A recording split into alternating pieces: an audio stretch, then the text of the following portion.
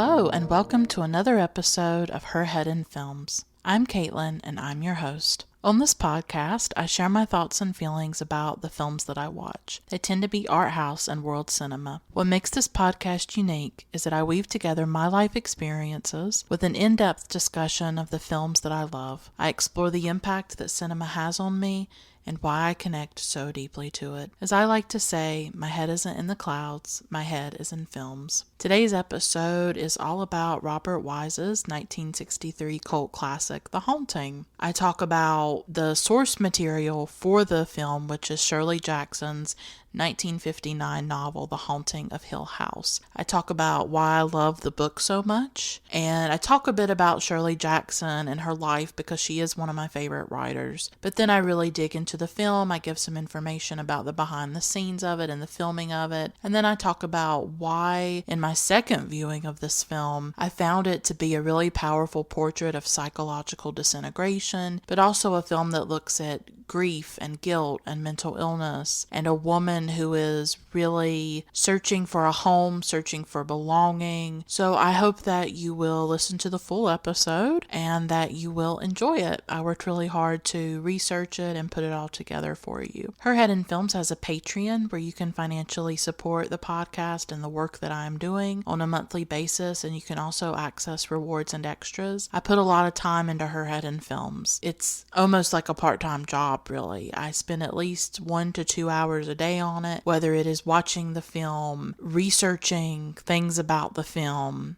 recording the episode, editing the episode, planning the social media and different posts. It is a lot of work. And if you have a few dollars that you'd like to chip in each month, you get all kinds of extras. You get extra episodes. I have merchandise. I have all kinds of things for patrons. So please consider that. It would really be helpful to me. You can find more information at patreon.com/herheadinfilms. That's patreon.com/herheadinfilms. At one level, you get a shout out on each episode. So I'd love to give a shout out to my wonderful patrons, Aaron, Rachel, Tyler, Max, Juan, Iris, Teal, JD, Vanessa, Spunden, Polina, Olivia, Carolyn, Jesse, Feminist Overlord, Michelle, and Lindsay. Thank you all for your support. If financial support is not an option, and I definitely understand if it isn't, please consider reviewing the podcast on iTunes and or Stitcher. If you write a review on iTunes, I will read it on a future episode of the podcast, and I'll leave out your name just to protect your privacy. You can also tell your friends and followers about Her Head in Films. If you love the podcast, please share it. Spread the word, tell people. You never know how they might connect with it as well, or it might expose them to some different films. I'd love to reach as many people as possible because I'm really passionate about what I do on the podcast. Or you can just send me an encouraging message through social media or comment or interact with me in a positive way. I'm on Twitter, Instagram, and Facebook, and you can see links to all my social media accounts listed in the show notes of each episode. So before I get into talking about The Haunting, I'm going to talk a bit about some breaking news. On October 26th, 2018, this year, word came that the film streaming site Filmstruck is shutting down and ceasing operation at the end of November. This was shocking news, devastating news, really, and I wanted to talk about it. I wanted to talk about what Filmstruck means to me, and so you're going to hear that next. Then I'm going to talk about Shirley Jackson and some behind the scenes stuff about The Haunting, and then I'm going to talk about the film itself, why I love it, why it's so powerful, why I think it's so frightening, why I think it absolutely deserves that cult status that it has. So here we go.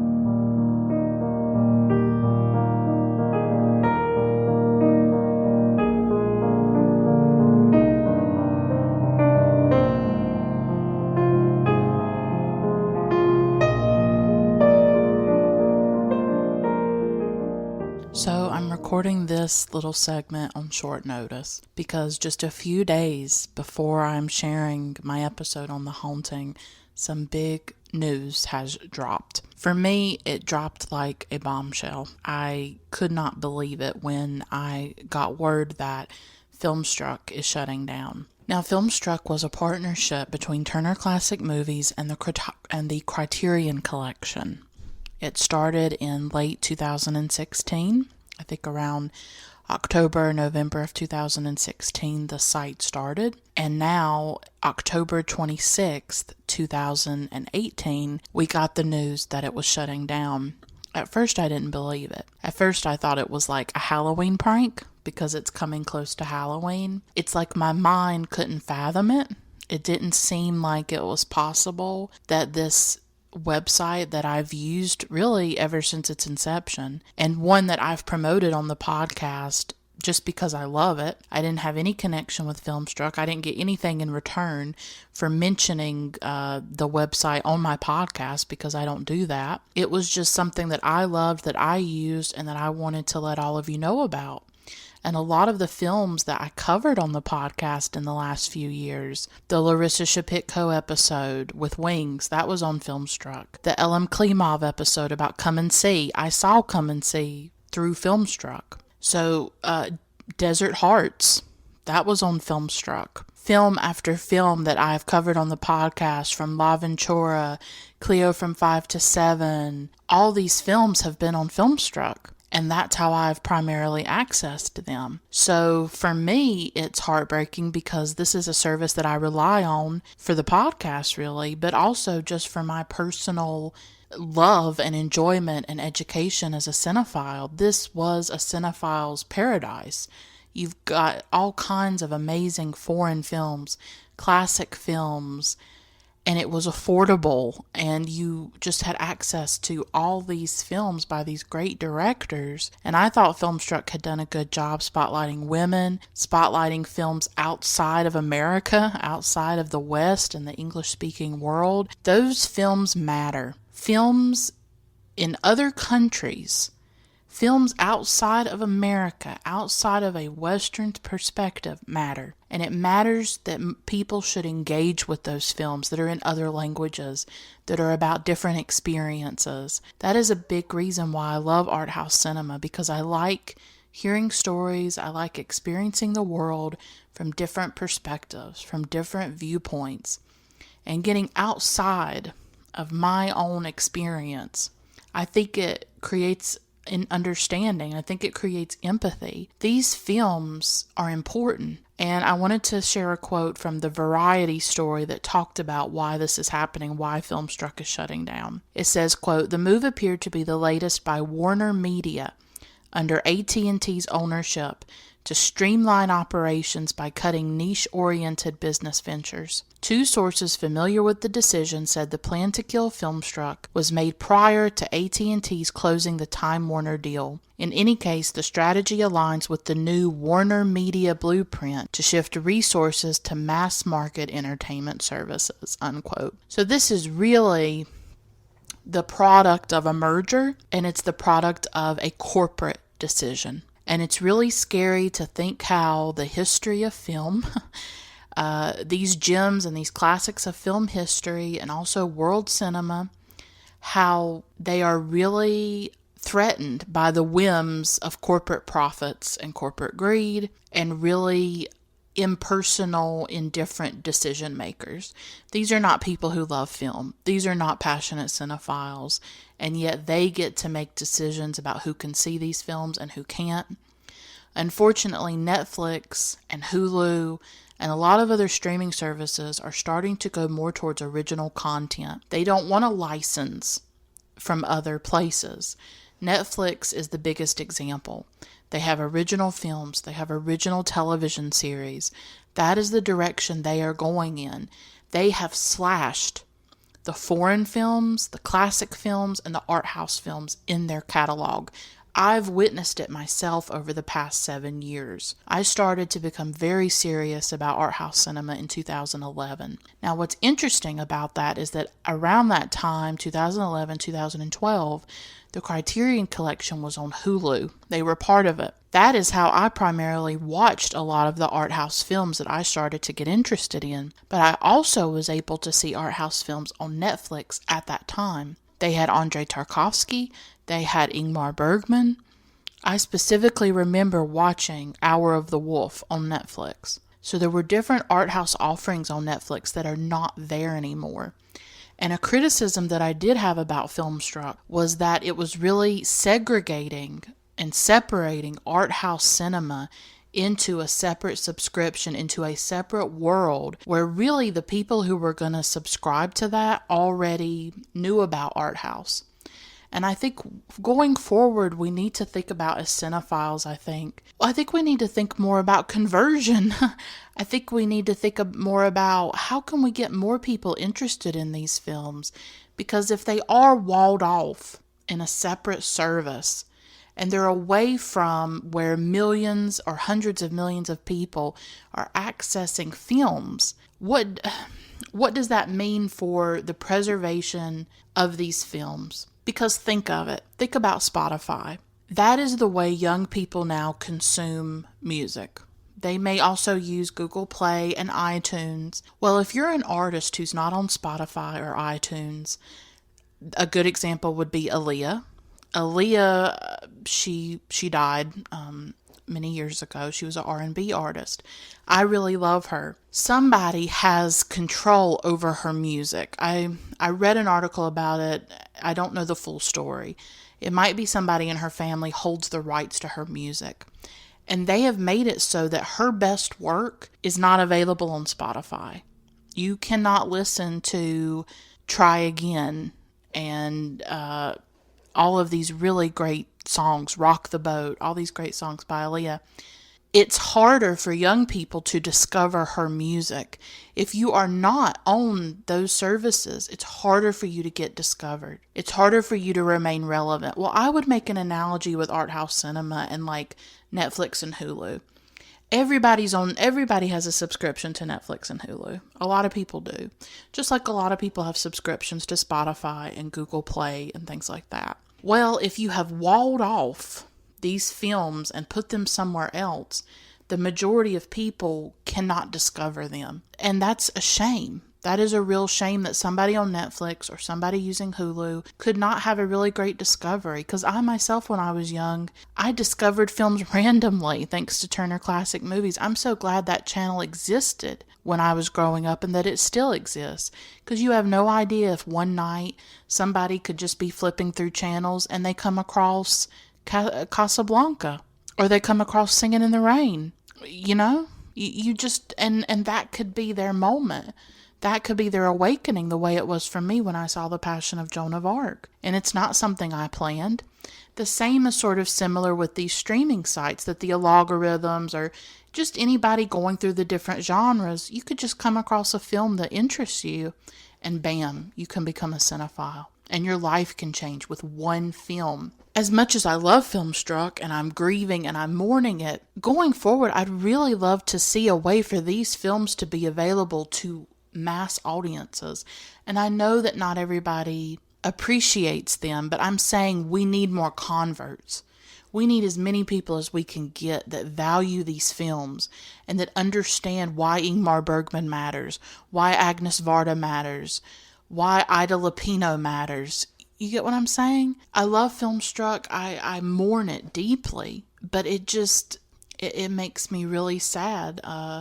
So I had my criticisms that, Filmstruck was this separate service. But I still love it. It didn't change any of my love for it. But I think going forward, we need to think about how can we make more of these films available to more people? Because Amazon Prime, Hulu, and Netflix are not really interested in it. There's slim pickings if you want to see classic films.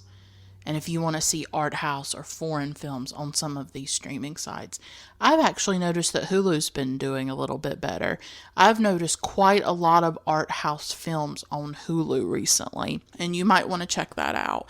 They just got the Claire Denis film, Let the Sunshine In, with Juliette Binoche. I've seen a lot of different recent art house foreign films on Hulu. And so maybe they're stepping it up a little bit, but it's not enough. So losing Filmstruck is just hard. Like, I feel devastated. I'm going to be honest. When the news came, first of all, I didn't believe it at first.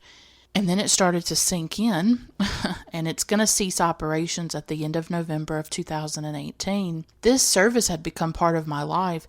It was not about an algorithm. It was about people who were curating these films. They were coming up with themes. They were spotlighting certain directors. They were doing a really great job. They were spotlighting certain actors and actresses. They had, films by Joan Crawford and Bette Davis.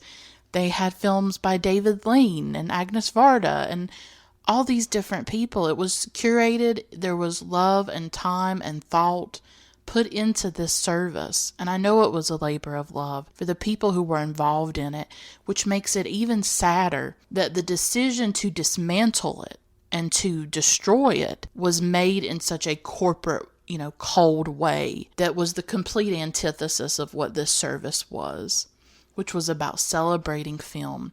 And are there other really great streaming sites that I love? Absolutely. I love Fandor.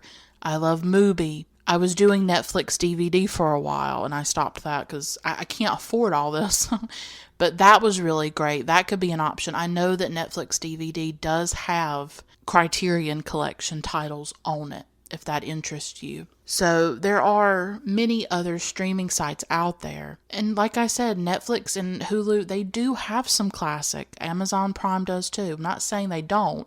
They have some art house and some classic. But there was really nothing like Filmstruck, of just having access to hundreds and thousands of classic foreign independent films. Like, it was special. It was thoughtful. It was created by cinephiles for cinephiles. And I don't know what's going to happen going forward. I don't know what the Criterion Collection might do. I know that there's a petition up right now to try to save Filmstruck. I will try to cover this story as it develops for you. But as I am recording right now, it's going to end.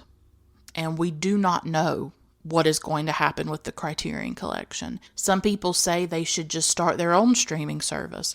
Just have it through the Criterion Collection website. I know people would sign up. I know they would. For the price of what you'd pay for like one Criterion DVD, if you could get access to the entire catalog to stream, I think that would be attractive to a lot of people. But then I would make an argument, and I'm not saying that this is set in stone for me, but I'm going to go back to what I was saying earlier, that I actually wish maybe they were still with Hulu, or that they could do a partnership with a more mainstream streaming site. Because I am working class. I think I have to explain to you my background. I am working class. I am from a rural area. I am just a big believer that more people should have access to these films. I just am. And I guess I'm sort of democratic or egalitarian in that way of I want more access as much as possible for people. I want to get more people excited about these films because a big mission of this podcast is to show that art house cinema is for everybody. That has been one of my missions from day one. And something that's fascinating is that Filmstruck started around the time that I created this podcast. I started the podcast in late 2016. I'm about to celebrate the 2-year anniversary of it. I've done over 80 episodes at this point. So the beginning of Her Head in Films coincides a lot with the beginning of Filmstruck. And Filmstruck made it possible for me to talk about these films. And a big mission. I started the podcast for a lot of reasons. I didn't have anybody to talk about films with. That's what I wanted. I've also developed a really terrible writing anxiety that I haven't talked about on the podcast. So I found it very difficult to write about films because for years now, I've had a really bad writing anxiety. I can't explain it to you. I used to love to write. I still consider myself a writer, but I'm almost debilitated by anxiety over writing. It's really difficult. So I needed an outlet to discuss films and to explore films, and I didn't feel it with writing because of my anxiety about it. And so I decided that I wanted to talk. I just wanted to talk about these films. I wanted to talk about the way they lived inside of me, the way they saved me, the way they moved me, the way they became intertwined with my own life. I wanted to talk about this personal, passionate relationship with cinema that I have. That's what I've tried to do for almost 2 years now. Also, part of my mission was to say, you don't have to be an academic. You don't have to be the smartest person in the room to understand Antonioni or Kiarostami or a million other directors. or just all, Ellen Klimov and Larissa Shepitko and Barbara Loden and Ingmar Bergman and Michael Haneke. You don't have to be the smartest person in the room. You don't need a film studies degree. You can be outside of that, and you can still find something in these films, that they are for everybody, that these films that are often seen as academic and remote and distant and cold and like you have to be really intelligent to understand them or get them, a lot of them are actually not like that. That if you watch an Ingmar Bergman film, there is deep emotion there. There is deep feeling in his work. And that's what I've tried to get at, that anybody from any background has a right to see these films and to talk about them. You don't need to know special language, and you don't need a special degree. Krzysztof Kieślowski is for all of us, really. He makes films about humanity and the human condition. So that's what I've tried to do every week for you. And so when I say that I wish the Criterion Collection, I wish these art house films were on something like a Netflix or a Hulu, that's why. Because I want more people to experience these films. I want there to be more revelations and more discoveries for people who are like me, who maybe they didn't grow up with parents who loved art house cinema. Maybe they just started to get interested in it, and it gives them access to these films. It opens up this new world to them the way that cinema has. And I think that should be available to more people, that discovery. And that's just how I feel. And I know that some of you listening might disagree. We need to get as many people interested in art house cinema and in preserving this history as we can, because what it's really about is, do we value the history of cinema? Do we value films that are about difficult things, films that are about the human condition, films that might be slower, films that might be more obscure, films that might center other types of people, like women and minorities? That's part of art house cinema too. It's about, do we value these stories? Do we value this legacy? Do we value silent cinema and classic Hollywood? Do we value films that are made outside of the United States and beyond the mainstream blockbuster, And what are we doing to save those films and preserve those films? Because that's what's scary, is that's what Filmstruck was doing. They were making these films available to us and saving them in the process, making them relevant, bringing them back into our lives, back into our world. What happens to those films now? Do they ever find a home again? Will we ever see David Lean's The Passionate Friends streaming again? Will we see Ellen Klimov's Come and See stream again? I don't know. I know that from what I've heard on different sites, Filmstruck had quite a few films that were not even available on DVD. So what will happen to these films? Will they ever see the light of day again? Some are saying that Warner Media might create their own streaming website in the future, and maybe some of these films will end up on that. We do not know. There is so much up in the air. I grieve for this because Filmstruck made these films accessible to me, because something that I've seen a lot online is a demographic of cinephiles that have a very particular experience that not everybody shares. Not everybody lives in cities. Not everybody's in San Francisco or LA or New York. Not everybody has an art house theater down the road or a repertory cinema nearby. Not everybody's in college. There's also that very big focus that it seems like it's hard for people to understand that there are cinephiles that are not in college, and we don't all have access to a university library.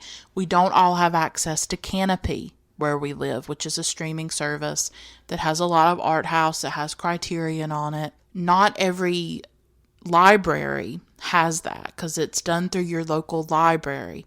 I live in a rural area in the South. There's not a lot of offerings in terms of cinema. There just isn't. I don't have an art house theater down the road. I don't have a library with all kinds of art house cinema in it waiting for me to go check it out. And I think you also need to keep in mind that everybody may not have transportation to get to a library and things like that. In a rural area, that is something you have to think about. We are all cinephiles coming from different experiences in the world, and I will always speak up And I will always speak to the experience of a cinephile that lives more on the margins and lives more outside of the mainstream. I don't live in New York or LA. I don't live in a city. Filmstruck was how I accessed art house cinema. It was my window to those films, and now it's taken away. And it does make me sad, and I don't get to go down the street to a repertory cinema. I don't have the Metrograph down the road, and that's the truth. And I certainly don't have the money to buy DVDs. That's another refrain that I've been hearing. Well, buy physical, buy physical. And that's well and good if you have the money for that. Do I have a few DVDs? Yes. I have actually a big DVD collection, but it was from a decade ago when Blockbuster was around. And I used to go to Blockbuster, and they used to have their DVDs on sale for $20. So I was able to get 4 DVDs for $20. And that's how I accumulated my current DVD collection. But in the last few years or so, I rarely buy DVDs unless they're very cheap. Now, because of this experience, I have decided that I'm going to try to save up and buy a few of my favorite Criterion film DVDs. So I already have The Tree of Life, which recently came out by Terrence Malick. I just ordered The Double Life of Veronique on eBay at a good price. And I'm hoping to get The Passion of Joan of Arc. And I'm also hoping to get the Three Colors trilogy by Krzysztof Kieślowski. Those are really important films to me. I want to have physical copies of them. But there is no way I could buy a copy of every film that I love. I do not have the money, the space, the ability to do that at all. So while I know that people mean well when they make those suggestions, I'm not criticizing those people. I'm criticizing the idea of it, that you would just tell people, well, go to your library and buy DVDs, when the selection at some people's library is not going to be anywhere near what Filmstruck provided, with the convenience and the ease and the affordability that Filmstruck provided as well. I understand people making those suggestions. They are sound suggestions. They really are. It's good advice. If there's a film you love and you're able to find it affordable and get the DVD, you probably should do that. But if it's not an option for you, then it's not an option. And we don't need to just be attacking people or shaming people because they didn't go and buy bunches of DVDs and now Filmstruck's gone and they don't have these films. Like, that's what bothers me a little bit, is that it seems like an accusation or a criticism. Oh, well, you should have been buying DVDs. Like, if something happens to Spotify, they're going to wag their finger. Oh, you should have been buying CDs. Well, that wasn't an option for me. You know, I don't have hundreds and hundreds of dollars to put into DVDs. And I don't have a local library that has all kinds of selection and stuff. So I would just say to people who think that way or who have said that, I'm not saying you shouldn't. I'm saying think a little bit about your own perspective and the place you might be coming from, and to try to understand that other people might be coming from a different perspective, where they don't have an art house nearby. They don't have a DVD place nearby. They don't have access to the same places that you do. And they may not have as much money as you do either. We all have different experiences, but Filmstruck is going to end unless something happens and the petition works and they save it. And it's a sad day. October 26th, 2018 is a profoundly sad and devastating day for those of us who love these films, who were elated to have access to them, who felt enriched and transformed by these films and felt so grateful to have them in our lives, because the last 2 years have been hard with Trump as president, with everything that we've been seeing. And there is nothing wrong with finding joy in cinema and having it there as a comfort, having it there as something that helps you survive, something that saves you. So it is a sad day. It's a sad day for a lot of us. This is sad, horrible news. I mean, horrible. And I'm still processing it. I'm still struggling with it. I honestly feel depressed over it. Like, I've been thinking about it and just, I can't believe it, that I will not have access to these films until we know more. until we know what's going to happen in the future.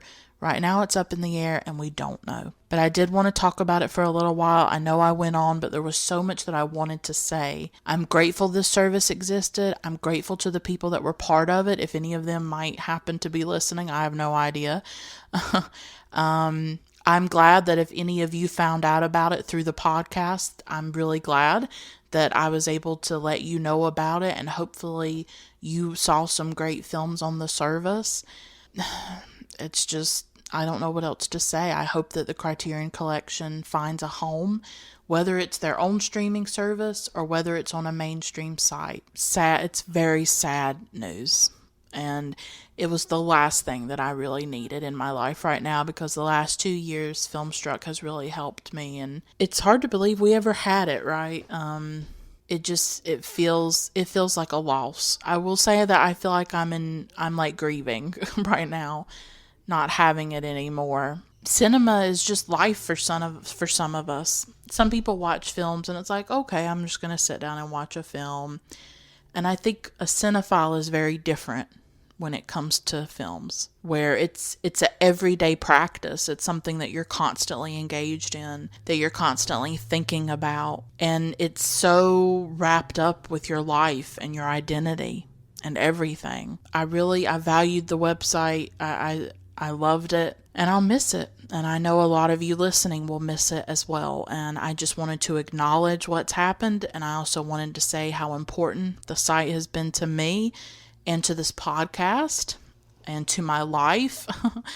We will continue. We will go on. I will keep talking about great and important films with you. My cinephilia will continue, of course. I'll just have to get it from different sites. There is no other site like Filmstruck. It just had everything there together in one place. And it was so special. I actually had plans to use it to watch like French cinema. I was going to start from like the early days of French cinema and go through, and I was going to watch a lot of like old classic silent films too. I was going to use Filmstruck for that, actually, because I've been exploring the history of cinema on my own, just a personal journey. It's not going to happen. I'll have to find those films in other places, obviously. So I actually just had my own plans as a film lover, things that I was going to explore. I mean, I think I had 200 films in my watch list for the site. Those were all films that I wanted to see, and I will try to access them in other ways and find them elsewhere. So I'll stop here. Now I'm going to talk a bit about Shirley Jackson, her book The Haunting of Hill House, and how it was the basis for Robert Wise's 1963 film The Haunting, which is the focus of this week's episode.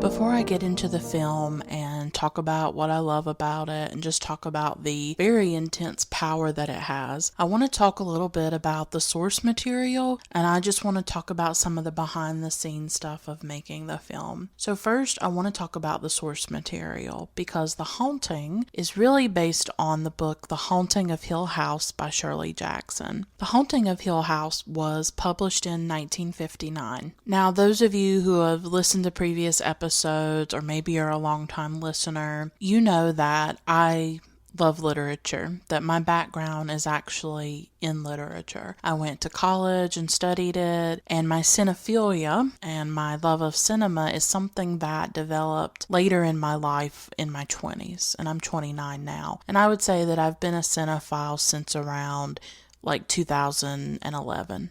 Really, that's when I trace it back to, when I got really deeply, intensely interested in art house cinema. But for my life before that, before 2011, all those years, I really loved books and writing, and that's still a big passion of mine. The biggest passions of my life are cinema and literature. Those are the things that help me survive, and they give me a sense of identity, and they really enrich my life, and I feel such a deep connection. So I've loved books my entire life, and I'm on Goodreads, and I'll put the link in the description or in the show notes of this episode. I am on Goodreads. And on there you can list like your favorite books, like in your bio. And I kid you not, for years now, The Haunting of Hill House by Shirley Jackson has been in that list of my favorite books. There's The Lover by Marguerite Duras. There is Rebecca by Daphne du Maurier. There's The Waves by Virginia Woolf. There's Ariel by Sylvia Plath. And then there is The Haunting of Hill House. This book had such a profound impact on me when I first read it, probably around 2013. And it was one of the most chilling and frightening books that I've ever read. And I will argue that even though this film is very chilling and very scary, I think the book is even more frightening. There is a way that Shirley Jackson wrote the book that is just, I don't even know how to put it into words. I've never had that kind of reading experience before where I was reading something and literally getting chills all over my body. It's hard to really describe the experience of reading the book. I would definitely recommend that you read the book if you're a big fan of the film. Maybe you haven't seen the film. I don't know. There are spoilers in this episode, as you know, but definitely seek out the book because I think it is a horror masterpiece. Really. And I wrote a review of The Haunting of Hill House. It's short, and I wanted to read it because it articulates a lot that I love about it, why I come back to it, why it's almost like an annual read for me, that it's just a book that has become part of my own personal mythology, and that's why I wanted to linger on it. I mean, this episode is more about the film. So I'm not putting a ton of time into talking about Shirley Jackson or talking about the book. I wish I could. I really do. But I want to devote more time to the film because I do think that this is a gorgeous adaptation of the book and that I do think that it's quite faithful to it and it's true to it. You can have an adaptation of a book that does not follow the book plot point by plot point, but that captures the essence of the book. And I think that's what The Haunting does so well, is that it captures that essence. But I want to read my review of The Haunting of Hill House. So here it is. Every year, I reread Shirley Jackson's The Haunting of Hill House. I tell people I love Jackson because she wrote about girls like me. Fragile, depressed, invisible. In Hangs a Man, a girl goes to college and meets a friend who may or may not be real. In We Have Always Lived in the Castle, a town suspects a little girl killed members of her family. Similarly, The Haunting of Hill House revolves around a strange young woman, Eleanor Lance, who joins a motley crew of guests assembled at a haunted house to investigate supernatural phenomena. Eleanor's invalid mother has recently died. She feels estranged from her sister. She's angry and lonely in her life. Jackson focuses on the psychology of Eleanor. The eerie happenings inside the house appear to be manifestations of Eleanor's fears and anxieties. She seems to be the agent that conjures the frightening incidents. It's the only book that gives me chills. The most terrifying scene involves Eleanor holding a hand in the darkness, but realizing that it isn't attached to an actual person. It's a phantom hand. I usually read the book around Halloween, but I realized on the most recent rereading that the story actually takes place in June. How did I miss that fact? Rereading reveals the limitations of our memory, how the mind fabricates and combines details, how a text lives and evolves like a new separate organism after we've read it. I don't often reread books, but I keep coming back to this one because I'm intrigued by the power of the dead and by the way our minds are destabilized by loss, marginalization, and loneliness. Haunted houses provide a stimulating environment in which to explore these subjects. They are not so much about the dead as about the living and our traumas. When Eleanor arrives at the house, she senses the vivid feeling that it was waiting for her, evil but patient. This seems to foreshadow the dramatic and suicidal ending. Eleanor has no one, and maybe the house senses her solitariness, knows that she lacks any defense against its grisly antics.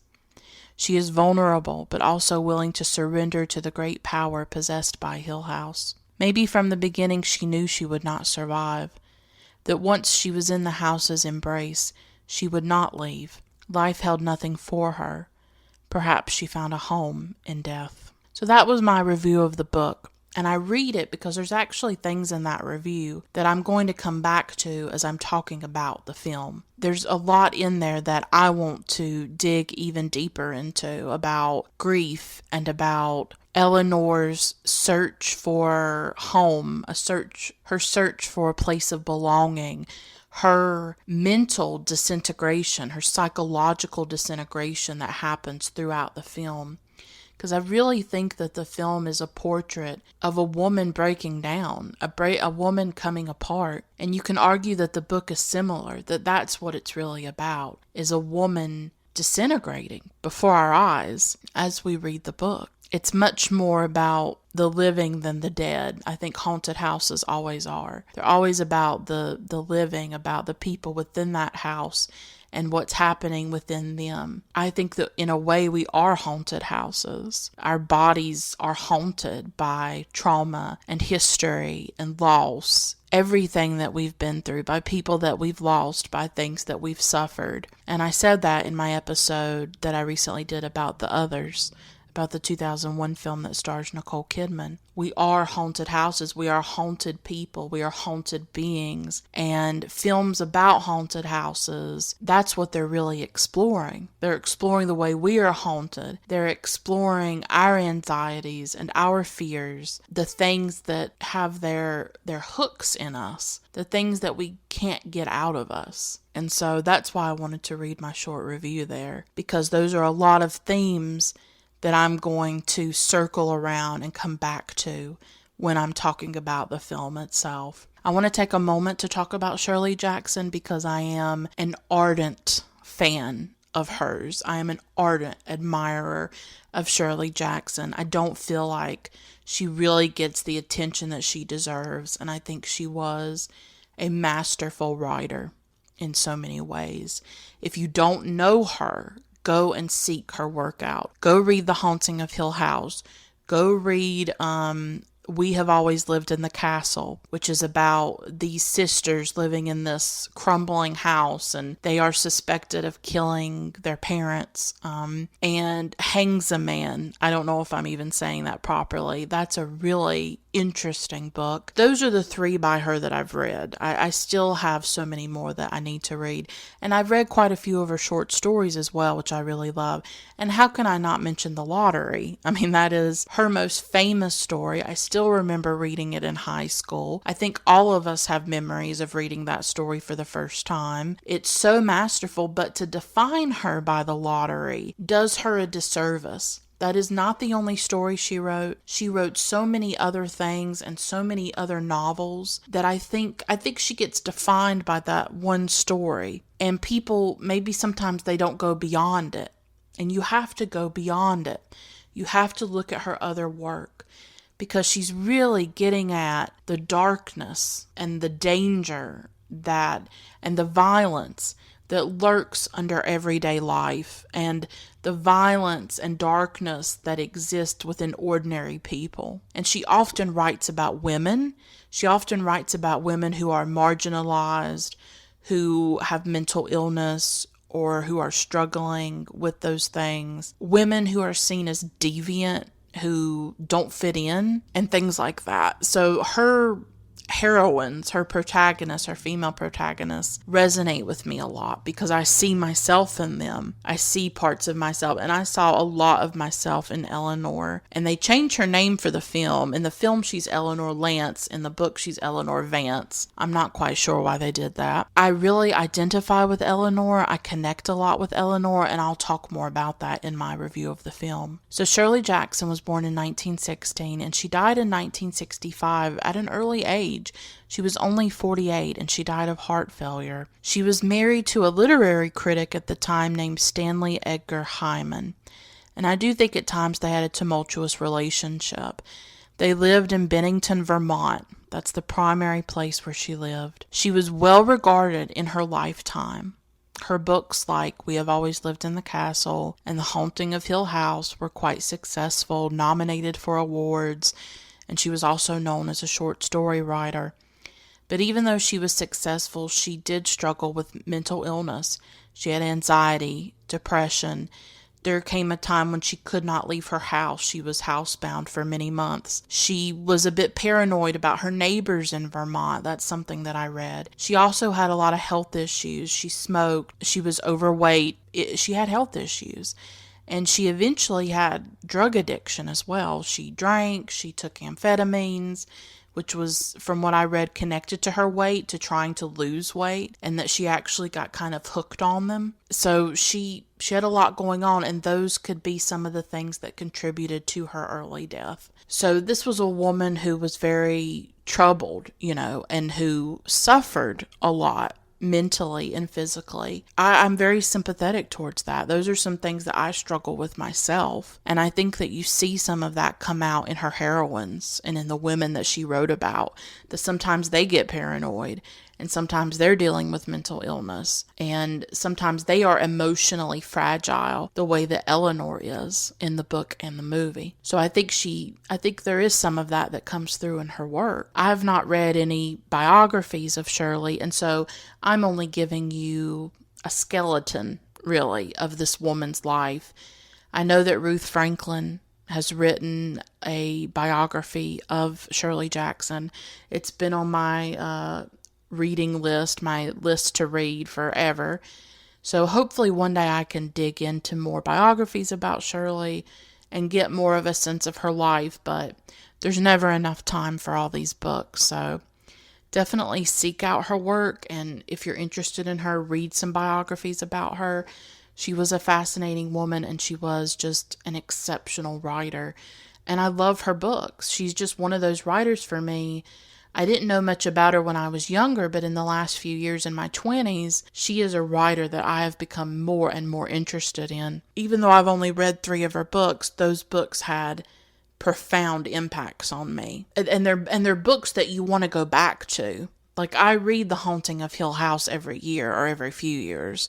I definitely want to go back and read We Have Always Lived in the Castle. There's something about her writing and her books that you just want to return to because they're just so rich and they're so interesting. She is just an exceptional writer. And I hope that if this episode does anything, I hope it gets you interested in Shirley Jackson. And I think she's starting to get more appreciation, with Ruth Franklin's biography. And she's definitely well known online on the internet, I would say. I think a lot of people know her. And I do know that there's a new Netflix television show or television series called The Haunting of Hill House. They have taken the title, but I heard that it's not really, it's just based on it. It's not like a very faithful adaptation of it, but I'm hearing really great reviews about it. I'm definitely interested in it, but I didn't watch it before I recorded this episode, so I definitely am interested in it and wanted to let you know about it as well, that it is on Netflix. It's called The Haunting of Hill House, but do not expect it to be exactly like the book, that it is very different from the book. I'm not sure why they used that title, and I'm not sure what the connections are to the book or the things that they've kept in the series from the book. I don't know that, but it's something that might interest you. So, I want to talk a little bit about the filming of The Haunting and just some behind the scenes stuff that I read, mainly from Wikipedia. Yes, you can go on Wikipedia and read all this, but instead of you having to go on there and read it, I'm just going to tell you about it. These were things that I found really interesting, and so I did want to share them in this episode. The film was shot in England at a place called Eddington Park, which is notable because the book itself is set in New England. It's set in the United States, but it was actually filmed in the UK. I think that's sort of interesting. Julie Harris struggled with depression while they were filming. Julie Harris plays Eleanor Lance in the film, as many of you know. And she was actually dealing with depression as she was making the film. And she felt estranged, sort of, from her co-stars. And she had sort of issues with them. But she ended up incorporating that depression into her performance. And I have to say, watching the film for a second time, I watched the film a few years ago. And that's why I wanted to cover it, because I knew that it was something that I wanted to return to. Watching it for the second time, again, this is sometimes why I love repeat viewings. Some films you watch and I'm going to only watch this one time. I'm never going to watch this film again. And then I think the greatest films, or some of the best classic films, invite you to rewatch them. Because as you age, as you get older, as you go through experiences, sometimes those films will take on a greater resonance and have a richness there because of the way that you've changed.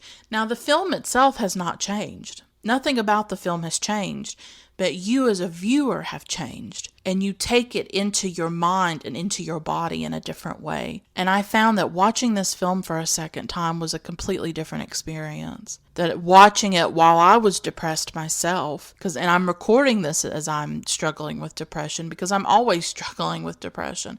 I'm always struggling with mental illness. But to watch it in a state where I myself feel psychologically fragile, where I feel emotionally raw, it definitely resonated with me in a different way. And you can see the way that Julie brought that to the performance. And I do think that this is one of the greatest performances that I've seen by a woman, like personally. And I don't think I thought that the first time I saw this film, but as I was watching it this time, I realized that Julie Harris was doing something very interesting and very powerful. And I'll talk more about that. But I think it's important to note that she was struggling with mental illness as she did this. And Robert Wise wanted everything in the house to create a sense of claustrophobia. And you see that with the Rococo decorations. And you see that with the ceiling. These are not like really big vaulted ceilings. Everything about the house feels very claustrophobic, I think. And if you've watched the film and you've noticed something kind of off about it, visually, like there's these distortions, it's in this widescreen, you are not imagining it. It's not just you, and it wasn't a mistake. Robert Wise used a wide-angle Panavision camera that really was not ready to be used. And it ended up creating these distortions in the film. And you can definitely see that. And I think it's important to note that that was on purpose. I think everything about this film as you're watching it destabilizes you and induces almost a state of anxiety. I can't quite explain it. I think it's one of those films that I would imagine if you saw it in a theater, it would be even more powerful.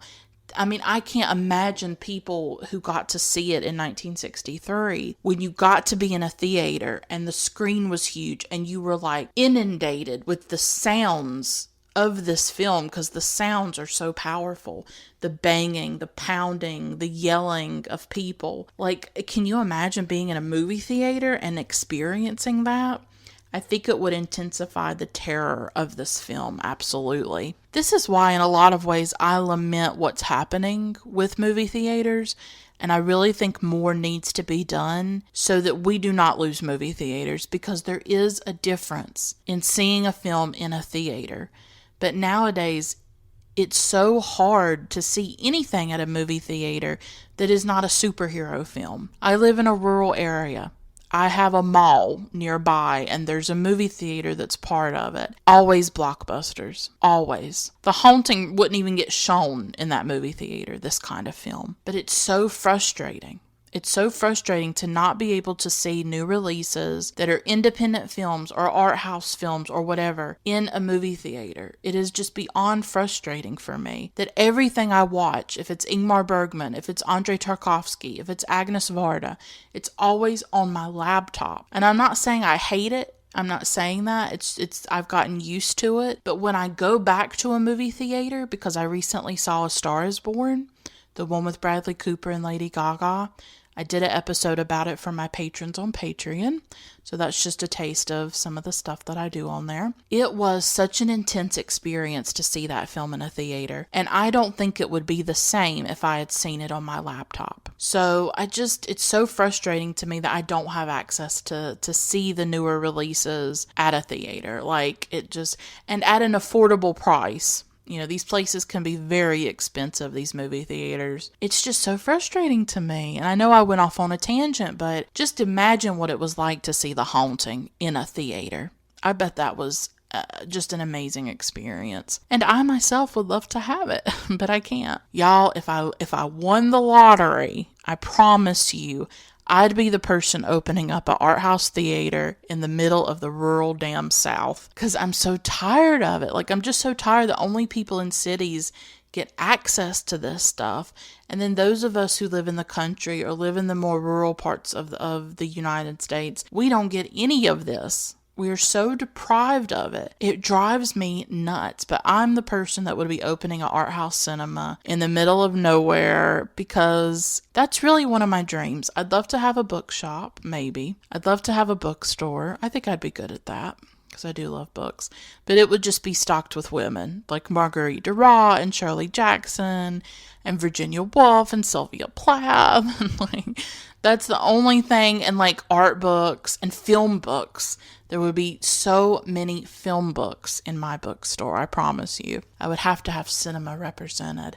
But then, of course, I would have to have an art house cinema, right? And I could get to choose the different films that are shown. And I could, like, record the podcast live and have, like, a discussion. So I love to dream. Like, if I couldn't dream, I couldn't live. Like, I'm so much like Fernando Pessoa, the Portuguese writer, who I adore. And I've been reading the Book of Disquiet again. Please read the Book of Disquiet. It's a masterpiece. You need it in your life. New Directions recently put out a complete edition of it. And he talks a lot about dreaming. In his writing and as a writer, he was a dreamer. And that's why I connect so deeply to Pessoa, or Pessoa. Oh my God, I think I'm saying it wrong. Pessoa. I apologize to any Portuguese people who are listening. I butcher these names sometimes. Pessoa, I think that's what it is. And I adore him. And he writes about being a dreamer, how dreams are often more powerful and how the characters that he takes on, he had all kinds of different names that he wrote under, and how dreaming is just central to that, to those characters' lives. And I'm the same way. I love to dream. I do a lot of dreaming, probably too much, but I just like to imagine my art house theater that I would have, and it would be amazing. I would love to be able to have that kind of impact on people, to say, watch this film, see this film, and maybe it can change your life. And I think that through the podcast, I hope that I have that kind of effect. I hope that I get people interested in certain films, in something like Ellen Klimov's Come and See, or Larissa Shepitko's The Ascent, or Barbara Loden's Wanda. I mean, I like to think that if I've inspired one person to seek out those films that maybe they hadn't heard of, or maybe they didn't know about, and that they have an experience with them. Of course, I can't promise that you'll have the same experience that I have. But if they do, and it changes them, or it affects them, or it gets them interested in something, then I see that as an accomplishment. And I hope that the podcast has some kind of effect like that. On the other hand, maybe it doesn't. Who knows? So that's my little tangent about my art house theater that I would love to have. I don't know what I would name it, but there would be some really great films that I would show. I promise you that. So when The Haunting came out, it was only a moderate success when it was released. It was not like a big box office draw. But in the decades since then, it has become a cult classic, which reminds me a little bit of a horror film that I covered like last year in 2017 called Carnival of Souls by Herc Harvey, which is one of my all-time favorite horror films. And I think The Haunting has definitely shot up my list after watching it this second time. Like, this is an amazing film. And I find that I feel more connected to it. And Herc Harvey's Carnival of Souls was very similar, that it was this very low budget independent film that didn't make much of an impact when it first came out or when it was first made, but then it got shown on television late at night for years and years, and it just built up a huge cult following, and people love it, and now it's been released by the Criterion Collection, and so it's become a really big film, a really big cult classic. And The Haunting is sort of similar. And we have all kinds of really famous directors who love this film. Martin Scorsese put it on his list of his 11 scariest films, 11 films that he considers the scariest of all time. And he put it in there. Steven Spielberg has said that the film had a huge impact on him when he saw it as a young boy. So, yeah, and Robert Wise read Shirley Jackson's The Haunting of Hill House, and he found the book to be very frightening. And he went to a screenwriter that he had worked with before, named Nelson Gidding, and he asked him to write a script for it. And that's what Gidding did. Gidding imagined this story more as a mental breakdown. He saw it really as a portrait of psychological disintegration, and he saw Eleanor as someone who was going mad, and he even imagined that the story was really more about that she was in like an insane asylum, and that the people like Theodora or the doctor was actually like her psychiatrist or something. And Wikipedia goes more into it, but Robert Wise and Nelson Gidding went and met Shirley Jackson. They actually went up to Bennington, Vermont and talked to her. And she said no, that's not really how she imagined the story. That she did see it as having these supernatural elements to it. But I thought that was sort of an interesting interpretation that Gidding had. And I found myself thinking about it as I rewatched the film. That could you interpret it that way? And I guess possibly you could. But I definitely think that it is a film about a mental breakdown. I think the film is looking at that for sure. And I'll talk more about that when I go deeper into the film. When they met Jackson, she actually provided the title for the film. She just came up with The Haunting. She said that she thought that would be a really good title for it, and that's what they ended up going for. And I'm actually glad that they didn't use the exact title of her book, because I think it helps you understand that this is a cinematic reinterpretation of the book. That this is not a film that is trying to be faithful to every single detail, although I think it's a pretty faithful adaptation. And I think and I do think it captures the essence of the book for sure, and it certainly captures the fear and the terror of it as well. But I do like that they went with just The Haunting. I think that's a really great title, personally. Julie Harris partly took the role because she herself was interested in parapsychology. She was interested in that herself. I thought that was interesting. Robert Wise said that making the film was really the best experience of his life in terms of making a film. So he obviously enjoyed it very much. So he had a really positive experience with it. So that's just some stuff that I wanted to talk about. I wanted to give you some background about Shirley Jackson. I wanted to tell you what it was like to make the film, some of the behind the scenes, the making of stuff, because I do find that interesting. You know, when I have a collection of DVDs, but I don't regularly collect DVDs anymore. But something that I used to love about getting DVDs was the extra features. That was part of the draw for me to get them, was that you would get these making of documentaries, or you'd get these Q&As with the director, or even better, the director's commentary. I used to love watching director's commentary. Or you'd get interviews with the cast and things like that. So I'm always interested in those behind the scenes details. I don't always go into them on every film that I cover. Some films, there's not as much information out there.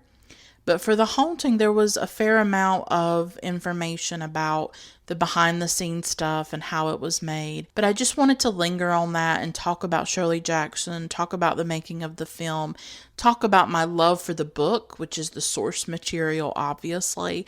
And I definitely encourage you to read that book. So now that I've talked about all that, I'm going to go deeper into this film and talk about why I think this is a really masterful film. I think that Julie Harris gives an outstanding performance. I think that a lot of the terror of the film and the scariness of the film is about what's unseen and what we can hear and what we conjure in our imaginations. I do think it is a portrait of psychological disintegration and mental breakdown. And I feel a deep connection to the character of Eleanor. I definitely want to talk about that. There's so much to talk about, and so I'm going to dig into it after this really short break. I'm really excited to talk more about this film.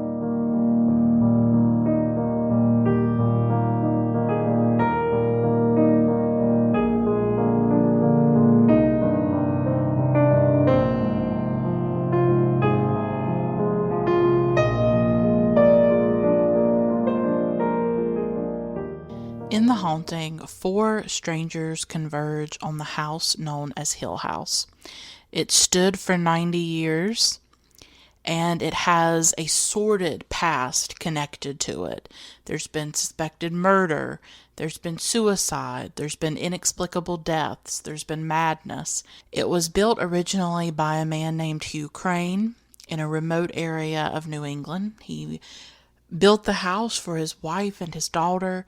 Unfortunately, his wife ends up dying in a carriage accident. And this is really the first in a series of horrific things that will happen that are connected to the house. And this is why Hill House gets such a bad reputation, is because all these terrible things happen. His daughter is Abigail Crane. She grows into an elderly woman. She's very alone. She lives in solitude in this massive house. And she takes on a companion, a young woman from the nearby village, to take care of her. But one evening, the companion leaves for a little bit to be with a guy, and Abigail is yelling for help because she's having some kind of health issue, and the companion never comes to help her, and Abigail ends up dying. Rumors start to circulate in the village that the companion actually murdered Abigail so that she could inherit the house. She does end up inheriting the house, but she is tormented by something. We're not sure what. And she actually ends up hanging herself from a winding staircase that's in the library of the house. The house becomes inherited by a distant relative named Mrs. Sanderson. And it is this woman that Dr. John Markway goes to and asks for permission to use the house in his own investigation of paranormal phenomena. He wants to go into a haunted house, he wants to study what happens there, and he brings assistants with him, sort of randomly chosen people, but people chosen for specific reasons. And really, it's only two people that he chooses, because of these four people, there's Dr. Markway, obviously, and he's the investigator. And then Luke Sanderson comes into the house. He's played by Russ Tamblyn, and he's going to inherit the house eventually one day. So he's chosen to be there for that reason.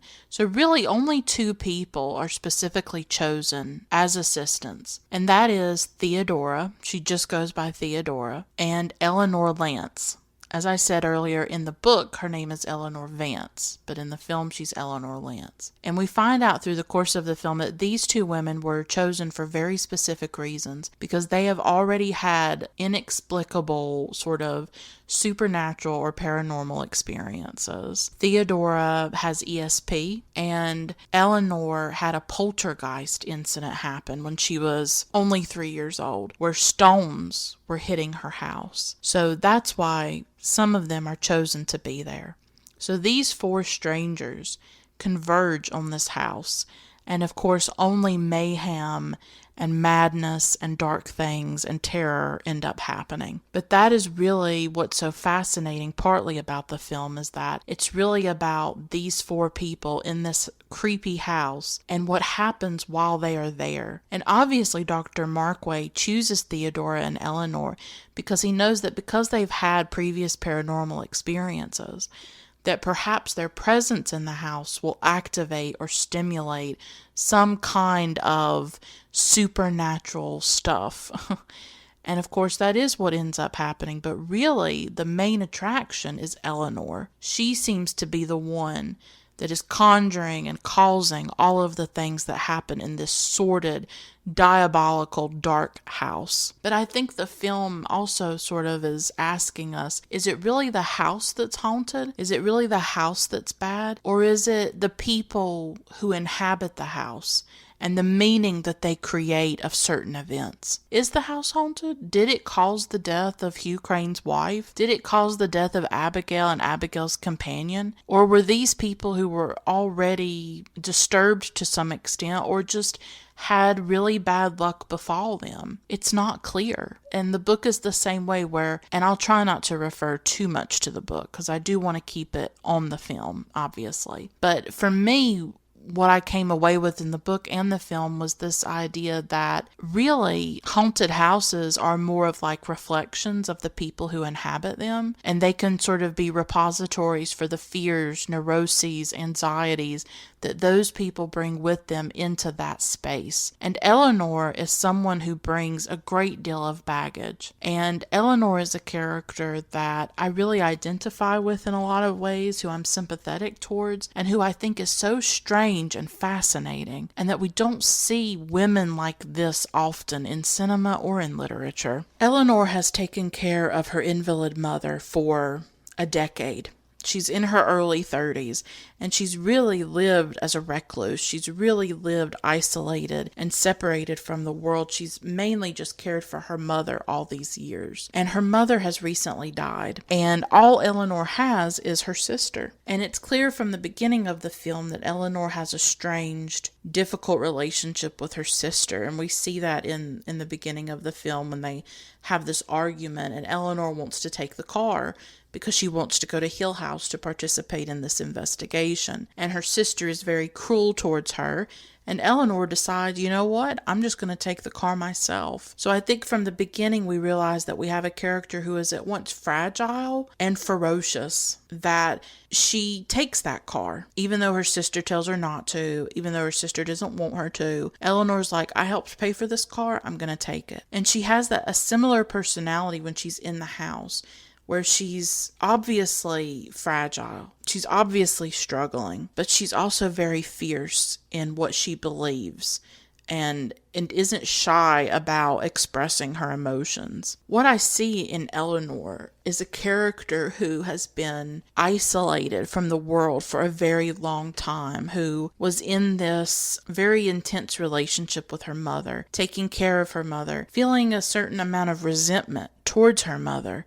I think it's not the main focus of the film, but I do think this is a little bit about mothers and daughters, this film, or about a particular mother-daughter relationship that is a bit fraught and a bit toxic to some extent, because I think Eleanor feels robbed. I think she feels resentful that so much of her life was spent caring for her mother, because obviously Eleanor is alone, whereas her sister is married already. Her husband is there with her in that opening scene between Eleanor and the sister. She might have a child, actually. I can't remember. So Eleanor has been taking care of her mother, has been sacrificing everything to do that. Now her mother's dead, and she feels guilt about that death because she has a similar situation as the companion of Abigail earlier in the film, where Abigail was in need of help and the companion was out and wasn't paying any attention. And for Eleanor, her mother was banging on the wall. I guess they share a wall between their bedrooms, and every time she did that, Eleanor would usually go check on her mother, but that night she didn't, because she was tired and she didn't want to do it. And I guess she had hit her limitation with it. And of course, that's the night that her mother dies. So there is some guilt there, and there is some grief. Even though Eleanor seems relieved to be free of her mother, I think you don't spend 11 years with a person and just automatically you're over it when they die. I think she must feel a certain amount of guilt for what happened, and perhaps that's manifesting when she's in the house. So for 11 years, her life has really been in stasis. Her life has been dormant. She hasn't really been able to live, to go out, to date, to do all these things that women her age would probably have done by then. She's a spinster. She's a recluse. She's alone.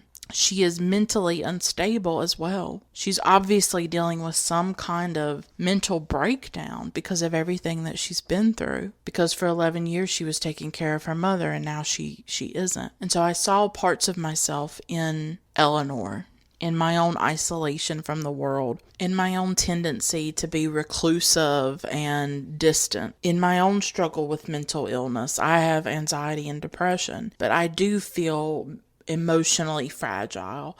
I do feel like the kind of person who is not able to adequately cope with life and bear the difficulties of life. So I do feel, like just very fragile, very prone to disintegration in a lot of ways. I watched this film, I revisited this film for this episode at a time when I'm struggling with depression a lot, where I'm struggling with my mental health. I found myself relating even more to Eleanor just because of my life circumstances, that I'm very close to my mother. For the past 12 years, I've lived with my mother. That is my life. I talked about this in more depth on the episode about Yasujiro Ozu's film Late Spring, which is about a young woman who lives with her father and takes care of her father and wants to continue doing that, but her father feels like she should get married and she should leave and she should have her own life. And I took that story and I talked about my own relationship with my mother, who I'm extremely close to, probably closer than most mothers and daughters are, because my life is with her and I live with my mom. I don't date. I don't have any desire to have a life separate from her or independent of her. My mom does have health issues that she struggles with, but she's not an invalid and I don't take care of her. I just want to be with her and I want to have a life with her. And we're just very close because when I was 16 years old, my father died.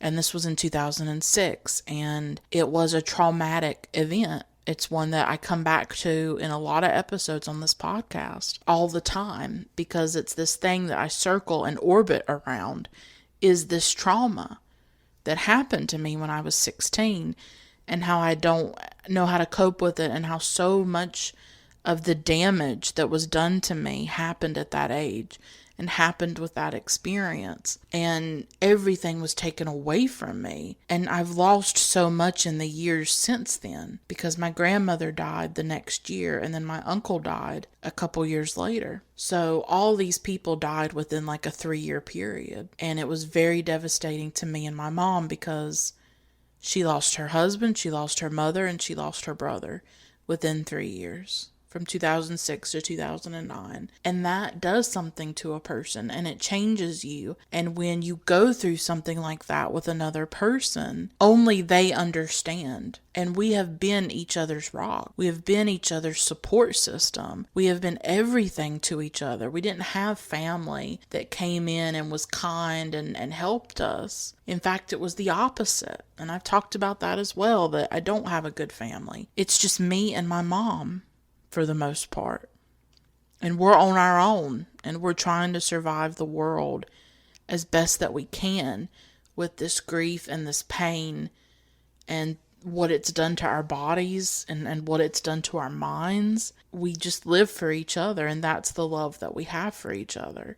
She's my mother, but she's so much more than that. And I don't know how to make people understand that, because it probably sounds so strange that I live with my mom. And of course we make that sound pathetic. We always describe people who live with their parents as pathetic and sad. And I would obviously argue something different.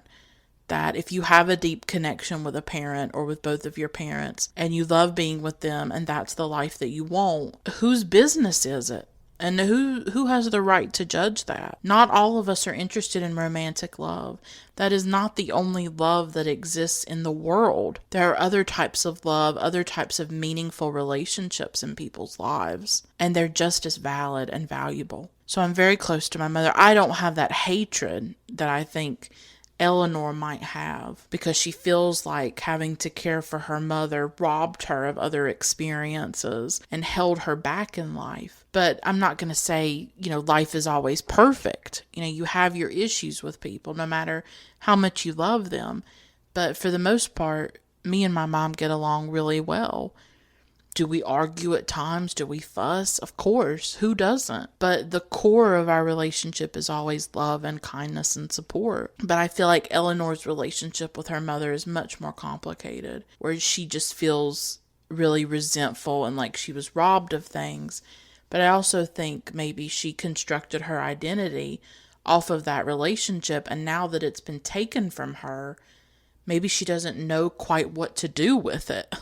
She doesn't, like, here she is. And I get the sense that her interest in Hill House and her escaping to Hill House is a product of that. She says throughout the film that she's always waited for something to happen, that she's been waiting for something big and exciting and extraordinary to happen to her. And so I think that's part of it as well, her interest in Hill House, that she wants to get out of the mundane aspect of her life, the day in and day out of caring for somebody, the being in the house, the not having any kind of life, just how tedious and boring that must have been, how monotonous it must have become to do the same things every day, to be around the same person every day. And Hill House promises her excitement and adventure and something extraordinary and different and something outside of all of that. And I think it sort of beckons to her, and she can't resist it. But I think she's also a self-destructive person, and perhaps she's attracted to that darkness, and she's attracted to the danger of the house because she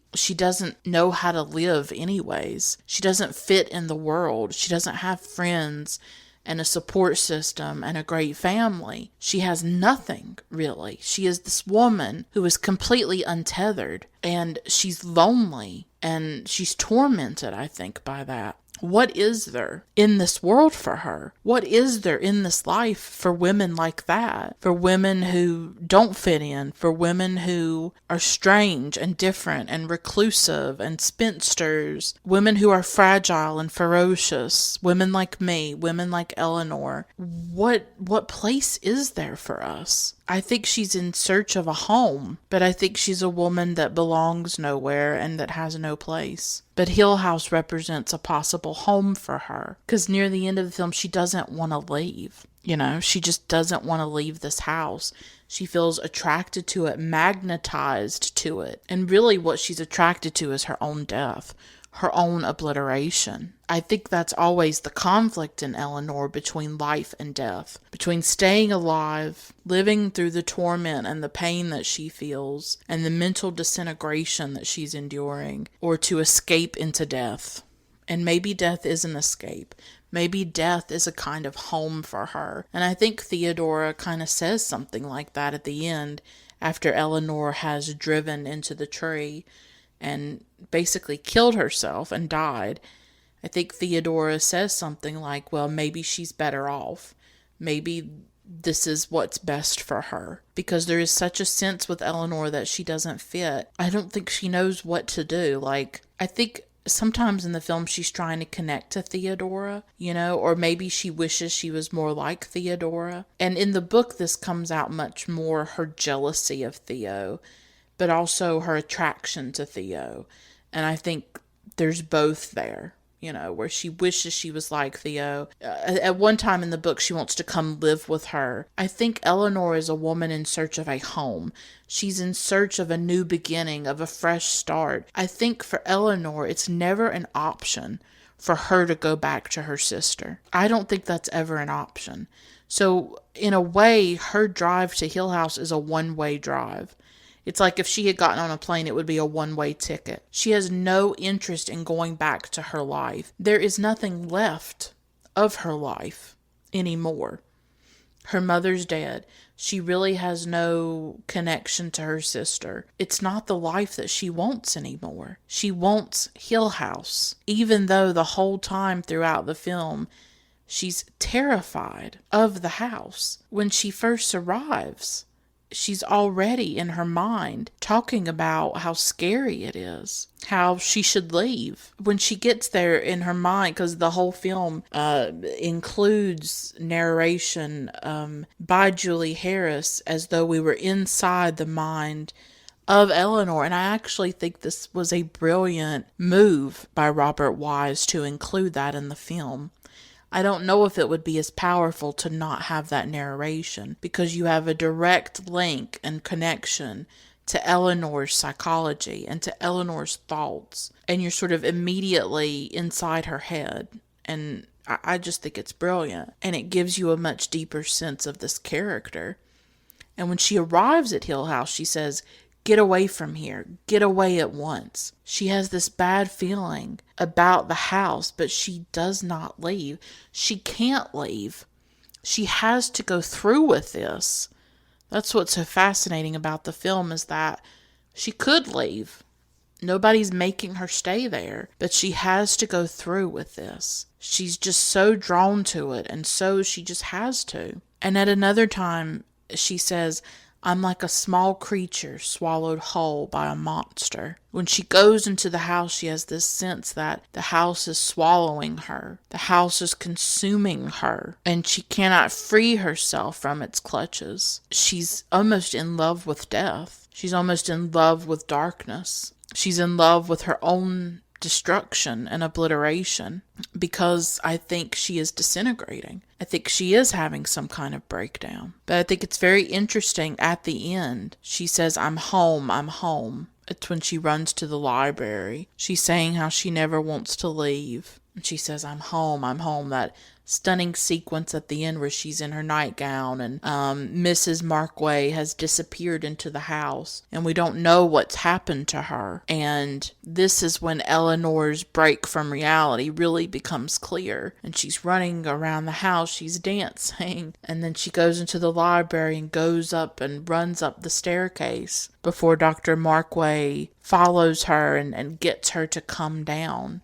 and then forces her to leave the house. But she feels like she has to be there, that this is her home. I think what's fascinating about the story too is that I don't think you ever fully understand Eleanor. I don't know if you ever fully understand her motivation, or why she has to be there, or why she's so attracted to this house. Or I guess it just depends on your own interpretation or your own emotional reaction to the film. I myself can't totally understand it. Why is she so obsessed with the house? Why does it have this hold on her? I don't think it can be fully explained. But I think she's a woman who, for 11 years, she's been so confined. She's been so limited. And maybe that took a toll on her. And often caretaking is on the women. It's something that women often have to do. That it was obviously expected of her to take care of her mother. And nobody cared what kind of toll that took on her. And nobody probably even helped her or asked how she was or asked what she was going through. She's someone who's been isolated for so long. Isolated in the home with her mother, and isolated within herself and in her mind.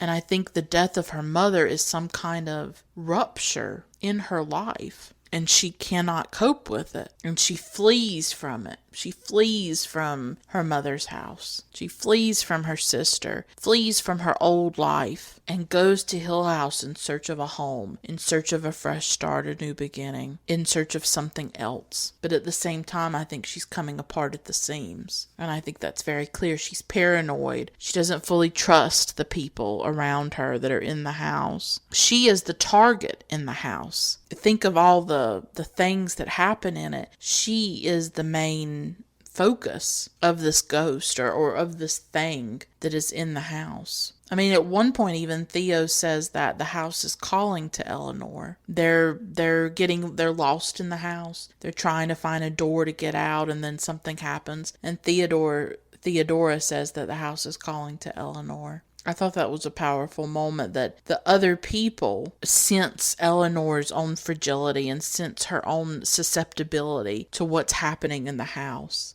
And how Eleanor's emotional breakdown or her state of mind is affecting the house itself. That the house is almost reflecting Eleanor's anxieties and fears in a way. And of course on the walls there's that chalk drawing, "Help Eleanor come home." And Eleanor is horrified because she says, "This thing knows my name. This house wants her. It wants to consume her. It wants to destroy her. She becomes the target of its wrath." And I think Julie Harris, like I said earlier, I don't know if her performance quite moved me or astounded me as much the first time I saw the film. But watching it for this second time, I really think this is in my horror canon now. Like, this is a film I would definitely go around recommending to people. I think her performance is incredibly powerful because she's playing Eleanor on a lot of different levels. She's playing Eleanor sometimes as very normal, as, talking to Dr. Markway and sort of flirting with him at times. There's certainly this sense that Eleanor has a crush on the doctor, and she doesn't know he's married until his wife shows up. So perhaps she's already envisioning another life that she could have, because I think she desperately wants another life. She wants any life except her own, and that's something I can relate to as well. That sometimes I get so mad about my life. I feel like such a failure, and I feel ashamed of who I am, and I feel like I've done nothing with my life, that I've just wasted it. I just feel like I'm nothing. Because that's what depression does to you. It just sort of extinguishes anything inside of you, your thoughts, your soul, any kind of passion that you have. And it tells you that you're the worst, that you're terrible. Depression is like the thing in Hill House, this thing that's trying to obliterate you, this thing that's trying to destroy you. It's this thing inside your mind, and that just haunts you perpetually and convinces you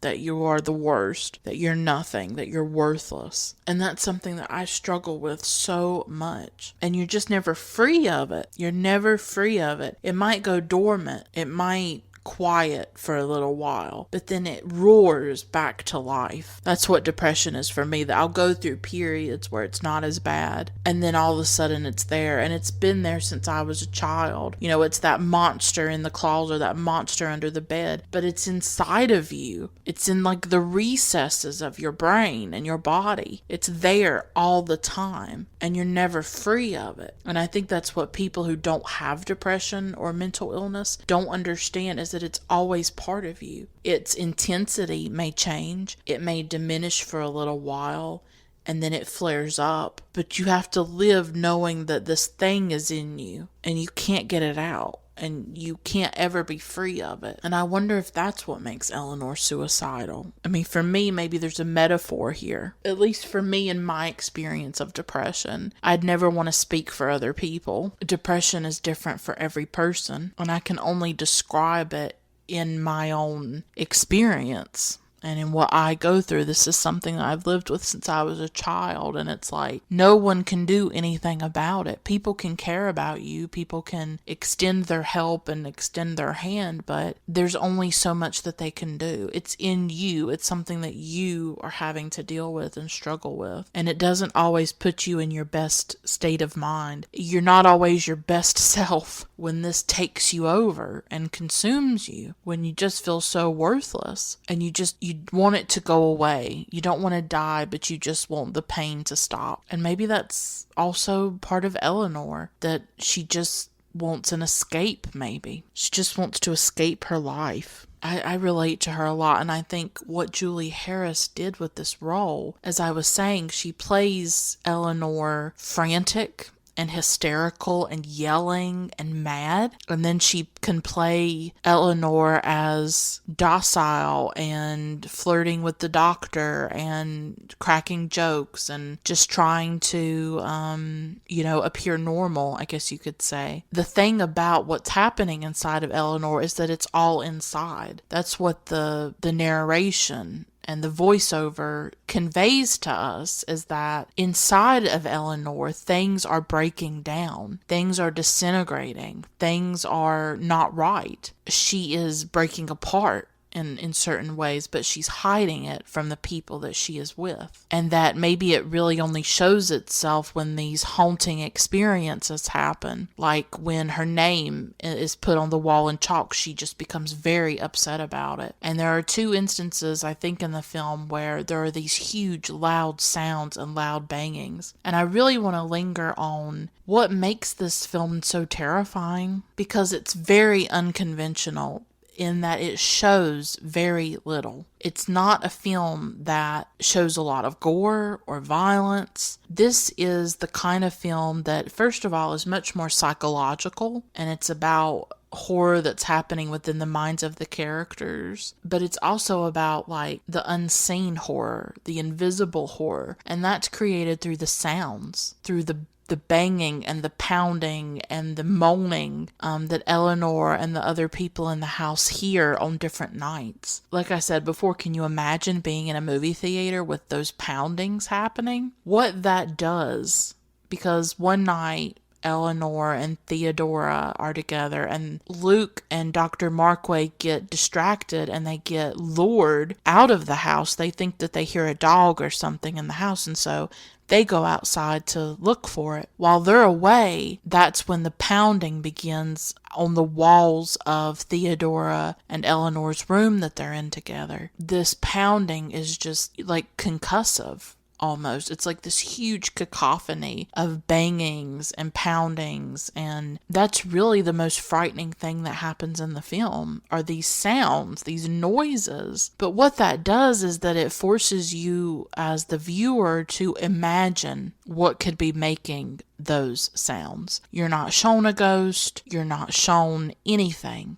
at all. I mean, nothing even like flies across the room or anything like that. It is just the sound of the pounding, and that's it. And that's part of the horror of it. And at one time there's another scene where Eleanor hears like a baby moaning, or like a child is being tortured or hurt, and she hears people yelling and moaning. Well, where are those sounds coming from? Who's making those sounds? And in the darkness, she thinks that she's holding Theo's hand, and she's not. Like, she talks about how Theo is just squeezing her hand to death, holding on for dear life. Theodora is on the other side of the room, and she's like, what was holding my hand? She doesn't know. And that scene in the book gave me chills, and it still gives me chills, like just talking about it. It's just, I don't even know what to say. To me, that's terrifying. I mean, some people who are really into the gory stuff, or the, seeing viscera and guts and stabbings and blood, and they may go to The Haunting and not really like it.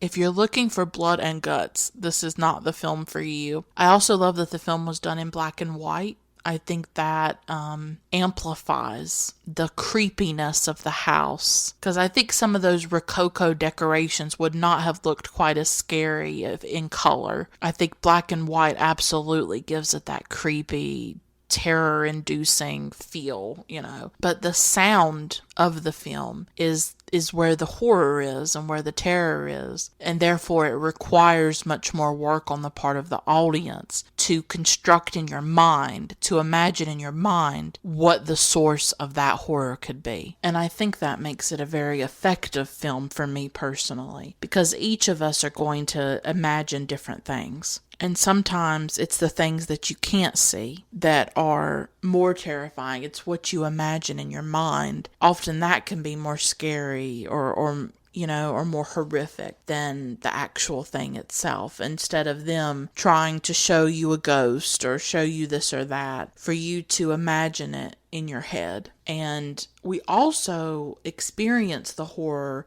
through the characters, through Eleanor's face, because so much of the film is about Eleanor's reaction. It's about the character's reaction to these sounds, to this phenomena that is happening. And I think Dr. Markway says quite a few times that it's really the fear that kills people, that no person in human history has ever been killed really by a ghost. It's the fear that kills people.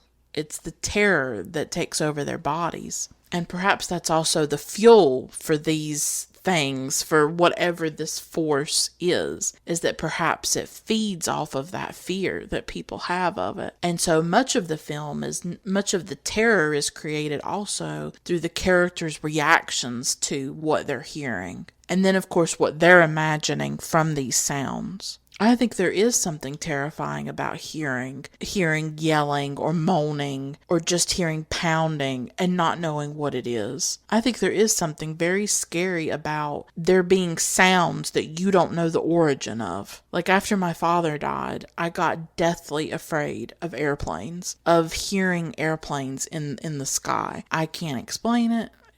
After he died, I basically was going through a mental breakdown and mental disintegration. So that's another thing that I have in common with Eleanor. And I don't think it's any surprise that she's going through this after the death of her mother. Whether she had a tumultuous relationship with her or not, the death of a parent is deeply traumatic, and it leads to a complete destabilization of you and a complete disintegration for some of us. For me, I did have a mental breakdown. I think I had many of them, honestly. I became agoraphobic, and I still struggle with agoraphobia to this day. I had panic attacks. I had depression, and I had these sort of irrational fears at times. And one of them was when planes would go over my house, and they would be very, very loud, and I would cover my ears. My heart would start to race. I would become terrified that a plane was going to hit my house. I also got really afraid of tornadoes. I'm from North Carolina. Tornadoes are not really a thing there the way they are maybe in other parts of the country. But when there would be like severe weather or severe thunderstorms, it was something that I was deathly afraid of. And I still have that fear actually, because I now live in a state that actually does get tornadoes. So it's really, it causes a lot of anxiety for me when that happens. When there's severe thunderstorms or warnings or tornado watches, I find that my anxiety just skyrockets like through the roof. There was actually a bad tornado earlier this year near where I live, so it was really deeply disturbing and upsetting for me. So a lot of my fears and phobias come out of my father's death because it was such a destructive experience and it was so traumatic to my mind and body. And so I think you definitely see that with Eleanor, that this is a woman coming apart. So these sounds just being there and not knowing what's causing them and not knowing where they're coming from, and they're loud, and like, to me, that is scary. I think that is a scary experience. Even though you're not being physically harmed, it's what you create in your mind. Just like when I would hear those planes going over, and if they got really loud, I was already creating in my mind this catastrophic image of a plane hitting my house and killing me. I was terrified. I was terrified of dying after my father died. I was terrified that my mother would die. It was just terror and fear and just all of that. And I still live with it. Like, I still struggle with these things. 12 years have passed and it doesn't matter. These things don't just go away. And when you don't have insurance, what kind of help do you get? What kind of access to treatment do you get? Here in America, that's not an option if you don't have health insurance. And I don't. So it's something that I've just had to work through. I've literally just had to save myself. I've literally had to find ways to cope and to save myself and to live. But some days I'm just barely getting by. I'm using all of my strength and energy to get through the day, and I don't always have much left. Sometimes I have nothing left, and I don't think people have any idea what I go through on a daily basis, and they will never understand it. But I know what I go through, and I have to live with it. I have to live inside of my mind and my body. Nobody else does. And I've had to find a way to live and survive, and I don't always do a great job at it. And sometimes I reach my limits, and sometimes I just can't do it, and it's hard. And so I see a lot of myself in Eleanor. I see a woman who just can't take anymore, where she's taken so much for over a decade. So much has been asked of her and demanded of her, and she's coming apart. She's really disintegrating before our very eyes in a lot of ways. And I have a lot of sympathy for her, and I can understand why those sounds would be terrifying. And I think they are scary in the film. I think so much of the terror and the horror of the film is what is unseen. And what we do see is more like just these rooms with the Rococo decorations and the low ceilings and that sense of claustrophobia. And of course the camera that Wise used that created these distortions, which is really destabilizing as you're watching it. So he just does so many fascinating things in the film.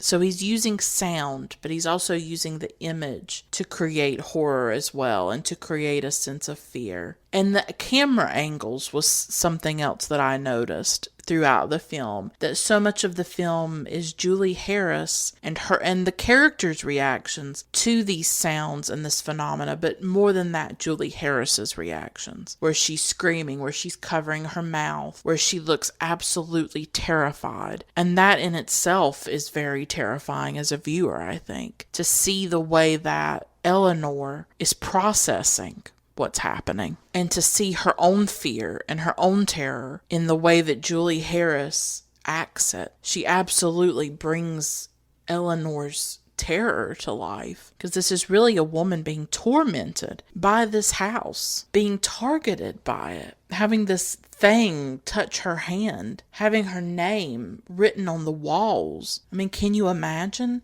this thing that you can't see, that you don't know what it is, and yet it's locked on you and it's after you? I would imagine that would be very terrifying. And that's what Eleanor's going through. And that's what Julie Harris really gives us a great performance. Like, she gives us a portrait of psychological disintegration. A woman who is buckling, a woman who is losing it to a certain extent and going mad. But she always plays Eleanor in a way that I think is very genuine and sympathetic at the same time. But she brings a lot of complexity to that role, I think, of a woman who is inside her own mind, sort of tormented by her own mind. I think that definitely comes through in that performance as well. I mean, this is really a woman being terrorized right before our eyes, and I think Julie Harris brings that to life in a very powerful way. And there is a scene in the film that brings up the idea that Eleanor is imagining all this. That you could make, I guess, this interpretation. She's talking to Dr. Markway and she says, what if she's imagining the haunting? And he tells her, well, 3 other people have been here and have seen it. And then she says, what if she's imagining those 3 people? What if she's insane? So the film raises the possibility that we are seeing a straightforward film about a haunted house, or perhaps we're seeing a woman's madness. We're seeing a woman who is imagining all of this, that she's imagining the house and the people and all of that, and hallucinating the entire story. So that is certainly a different interpretation of the film. But for me, this is really a look at a woman having some kind of breakdown. Whether she's really in the house and all of that's happening, or she's imagining the whole scenario, it's a woman who has lost touch with reality in a lot of ways. And I think perhaps that happens because of the death of her mother, because of the guilt that she feels because she wasn't there to help her mother. And obviously the grief of losing a parent, but also what having to take care of her mother and what those 11 years have done to her psychologically and to her life. That they isolated her from people. They made it so that she did not have much of a life. That she was just caring for her mother and she had nothing else. And maybe her trip to Hill House is like a defiance. It's a resistance on her part, that she finally wants to live. She doesn't want to hide in the house anymore with her mother. She doesn't want to hide anymore, period. She wants to live. She wants to be a part of something. She goes from just taking care of her mother to going to meet these 3 other people. I think she wants belonging. I think she wants connection. I think she wants other people in her life. I think she wants a new life or a new start to some extent. She wants to live. She wants something extraordinary to happen to her. And I think I'm like that to some extent, that I keep waiting for something to happen. That I've always just waited for something to happen. That I've been so passive in my own life, that I've just never been an active participant in life. I've just always been so passive. It's why I relate to characters like Eleanor. It's why I relate to somebody like Wanda in Barbara Loden's film called Wanda. That character is profoundly passive in her own life. And that's something that I talked about in my episode. That at the time when it came out in 1970, a lot of feminists did not like the film because it didn't show a woman who was like an active agent, a woman who was strong and independent and capable. And I argued then and I argue now that that's not every woman's story. That some of us struggle and some of us are passive and some of us are not empowered. That's not how every woman experiences the world, where she feels brave and strong and empowered. Some of us, and it's not just women, it's men too, have been through trauma. Some of us have been through loss, poverty. There are things that we've been through that have stripped us bare, that have wounded us so deeply that we cannot speak about it, that we can't bear it, that every day we have to bear the unbearable of what happened to us. And so, like Eleanor, we just wait for something to happen. We wait for something to change. We wait for things to get better. We wait for our dreams to come true, or we wait for something great to happen to us, and it never comes. And we just keep waiting and waiting and waiting. And I get so tired of waiting. And yet I don't know what else to do, because I am terrified of acting. I'm terrified of making a decision, of making the wrong decision. I'm just terrified in general. My life is so defined by fear. And I think Eleanor going to Hill House is like, it's her first action. I think for 11 years she's been very passive and very withdrawn. She's receded from the world. And when she takes that car and she yells at her sister, she talks back, she fights back. That's Eleanor fighting. That's Eleanor coming back to life, maybe. She's alive again. She makes a decision. She wants a different life. She wants something else. She wants Hill House. This is the decision that she has made. This is what she wants. And she goes after it. And she gets in that car and she drives there, and she has to fight her way in. The caretaker named Dudley doesn't even want to let her in, and she says, "You let me in right now." She finds her moxie, right? She finds her voice. She gets intense. She raises her voice. She does a lot of things that women are not supposed to do. She talks back. She fights back. She says, "You let me in. I'm here. Dr. Markway is expecting me. Open this gate. Unlock it." She's not going to take no for an answer. So in a way, she's going after what she wants, but what she wants is Hill House. What she wants is her own destruction, her own obliteration. Because I think women like Eleanor burn too brightly. They burn too much inside. They want too much. They yearn for too much. They are too much. They sort of overflow the bounds, I think. They're unruly. I've talked a few times about a cinema of the unruly woman. Women who don't fit these boxes. They don't fit into these gendered expectations of what a woman should be. And that doesn't always have to mean that you're empowered or that you're strong. That doesn't interest me quite as much. I'm talking about women who are maybe unlikable, who are mad and angry, or women who are depressed or anxious, or women who are passive, women who don't fit, women who are off-center in some way and marginal and marginalized, women that we don't always have to necessarily like or relate to, but maybe sometimes we do see parts of ourselves in them. And I think I do see Eleanor in that way. There's a spark in her when she gets to Hill House. She is electrified by it. She's electrified, I guess, by the danger of it. And maybe she wants to finally confront that head on. I don't know. These are just my thoughts and some of my interpretations. But I find it very interesting how she just gets this fire in her. She just is in love with Hill House. It has this spell on her where she thinks of it as her home. And I don't think we can quite explain her attraction to it. I think it could be a product of being isolated for so long and wanting excitement, wanting danger, wanting something different, something completely different from the life that she has had for so long. Taking care of her mother, being a dutiful daughter, being a good girl, doing everything that was expected of her even though it drained the life out of her. Maybe she doesn't want that anymore. She wants to drive through the gates and go into Hill House, go into something dark and deep and delicious and dangerous. I think of the ending of The Witch, right? There's that really great film, and it's how the daughter is attracted to being a witch because witches have this power and this danger, and they live in this really deliciously dangerous, fascinating way. They break all the rules. And maybe that's what Eleanor wants for once. Maybe she wants that darkness. She wants that danger. Because when she's in proximity to it, it makes her feel more alive. And she finds a home in it. She finds a home in this darkness.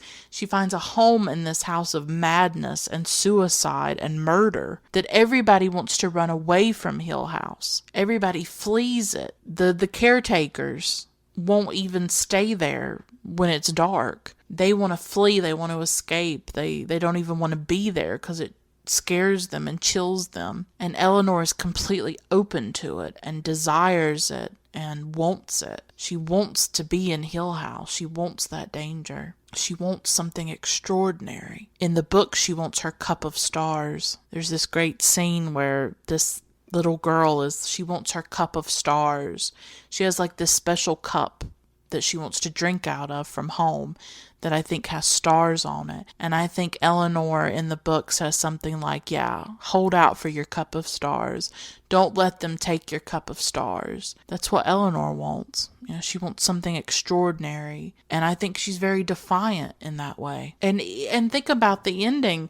That is her taking control of her life. You know, when she kills herself, isn't that almost like an act of taking back her life? She's not necessarily, she's taking her life if you interpret it as suicide, or if you interpret it as the house killing her, the way that it killed Hugh Crane's wife. But it's not just her taking her own life, but perhaps taking back her own life, of saying, you want me to leave, I'll leave on my own terms. Think about how daring that is at the end, when, she's gone up the staircase. Like, the whole sequence at the end is fascinating because she's really just completely defiant. She's in her nightgown, she's running around the house, she goes up the staircase, she's dancing, she's like this mad woman, but she's free. There's this liberation about her. She doesn't have to be good little dutiful Eleanor anymore. Now she's dancing and all of that, and she's going up the staircase, and there's this life and excitement about her, even though she's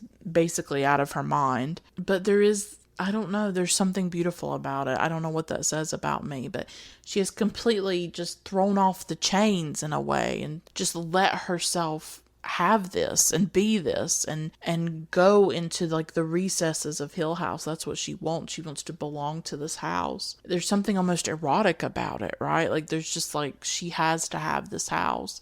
She wants to belong to it. And she goes up the staircase and she doesn't want to come down. She's tired of people telling her what to do. For 11 years, she was at her mother's beck and call. For 11 years, she did everything that was asked of her, everything that was expected of her. And she's tired of it. She's tired of people telling her what she can and can't do. Other people controlling her life and controlling her, which is what a lot of women go through. Of people telling us who to be and what to wear and how to act, and then blaming every bad thing that happens to us on our own actions and things when they're imposing these things on us. Be a good girl, do this, do that. She's tired of it. And for once at the end, she doesn't listen to them. She does what she wants to do. She wants to go up that staircase. She eventually comes down, but then Dr. Markway says, well, you have to leave. And she's like, guess what? I ain't leaving. That's what she does. Luke gets out of the car because he's gonna go with her as she's leaving. And she's like, bye. And she guns it. And she drives off and she just leaves them behind. She's like, you're not going to tell me what to do. This is a big moment for her. She's tired of being told what to do, and she's tired of being controlled and dominated, I think. And she takes the wheel. She drives herself into that tree. She seems to be really startled by Mrs. Markway, who appears out of the darkness because she got lost in the house and then ended up outside. But Mrs. Markway says that Eleanor was already running into the tree before she came out. So there is this implication that Eleanor was killing herself.